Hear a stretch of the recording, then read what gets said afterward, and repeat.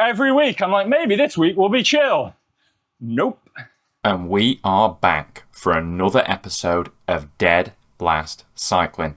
Another Zwift race, and this week we had 3 laps of Issendorf Express to enjoy, which for some reason I decided wasn't going to be too demanding. On paper, for once, this route does not look too evil.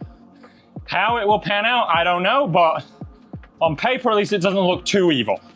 We've got 2 climbs, they're very short, they're not that steep.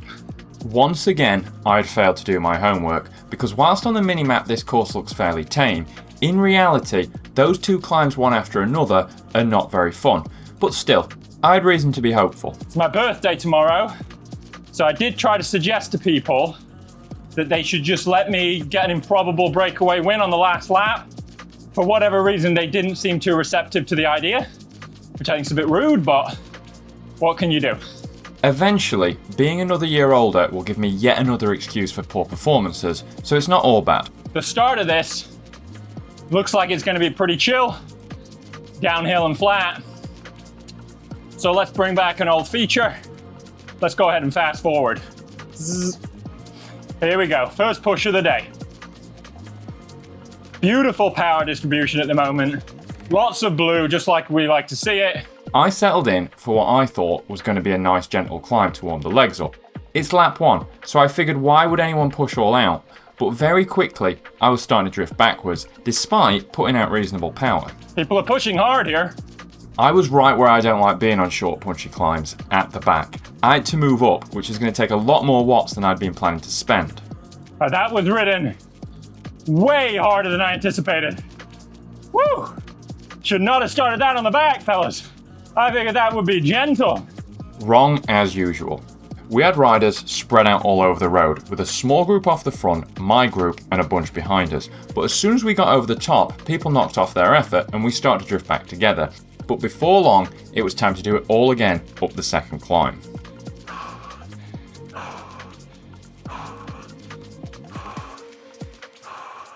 I was in better position and at least somewhat comfortably able to stick with the leaders, but I hadn't been planning on pushing 5 watts a kilo up these climbs at the first time of asking. Oh man, that was way harder than it looks on the map. Oh, got caught napping a bit there. That first climb on the mini-map doesn't look like anything. I really didn't expect on the first lap to get ridden so hard. Plenty of time to recover though. A lot of time to recover before doing it all again, but lap 1 had done some serious damage to the peloton. It's like a lot of people got caught out. Started with 49. This front group looks down to be down to what? 25 maybe? I'd clearly underestimated this race. I had thought that given the relatively small amount of climbing, that as with week 1 of the series, people would be content to sit in and save it all for a sprint. I'd even gone so far as to prepare for that. I put a big note on one of my screens trying to remind me to what gear to sprint in. I think I need to revise the plans because, yeah, that's ambitious. I was no longer confident that today's race would end in a big sprint at all, but with the climbs done, the pace had come massively down and it felt like we were crawling around Prospect Park, which didn't bode well for the GC time. Feels like we're going very slow now. I don't know what that would be like in context with other groups. In the GC, I think I was like top 20, top 30 or something for 400 to 500 ZRS going into this, which is pretty good. Obviously, a lot of that depends on what pen you're in. If you're in a pen only had 15, 20, 25 riders, you almost have no chance of competing on GC. You need those big groups to compete. Well, I slept 8 hours. Had an easy ride yesterday. And despite it all, I feel terrible. Long-time viewers will know that I say that every week, but this race was right at the end of what has been, for me at least, a pretty heavy-duty training block, and at some point, flying too close to the sun when it comes to accumulated fatigue is inevitable. On this second lap, people were far more switched on for the first ramp, myself included, but the pace was once again high. It seemed like people were content to coast around the flats and then smash it all in each time the road turned up. They were really sticking with the push. Ah.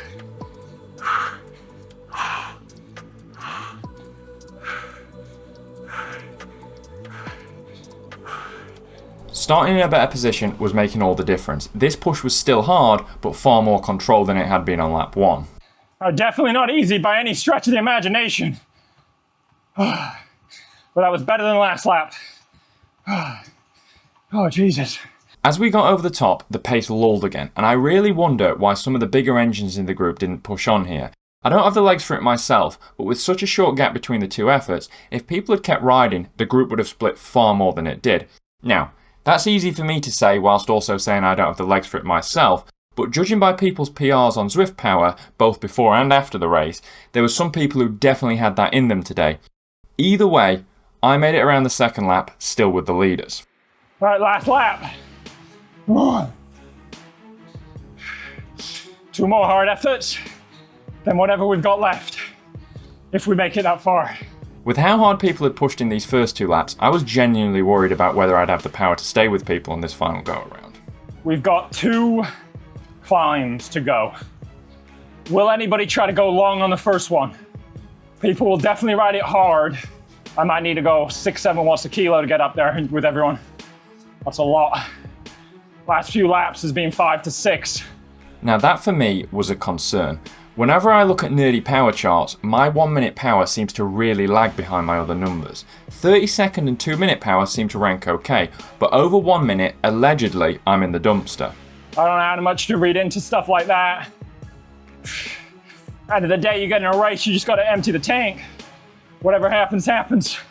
And what I was expecting to happen was for someone to go all in on either the first climb or the second climb, or at the very least push harder than they had in the first 2 laps and then keep pushing over the top to reduce the brunch.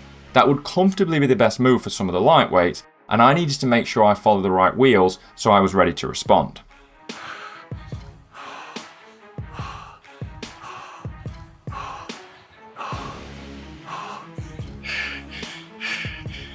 Big shocker, as we got to the top of the climb, people once again knocked off their efforts, and as the pace dropped, even I rolled through to the front at one stage before the group fully bunched back together. Hey, a bit more wind than I wanted to there. Oh, my voice. All right, a little bit of recovery. With 5 intense efforts in my legs, I was really not looking forward to the final climb and the likely sprint finish. But as I always say, you've just got to believe everyone around you is hurting too and give it everything, because you never know what's possible until you try.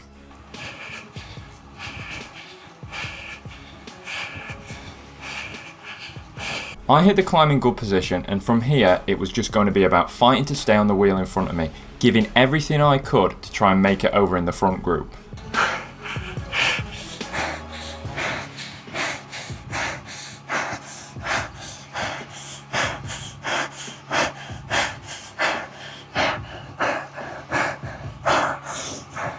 I'd made it over in prime position, and the group had finally, at the 6th time of asking, broken apart, with only a select number making it over at the front, but we still need to nail a good sprint to secure a solid result. Dead.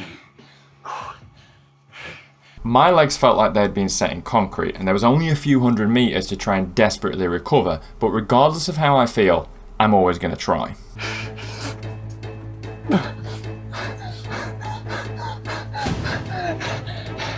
Now I have nothing. Go on, guys.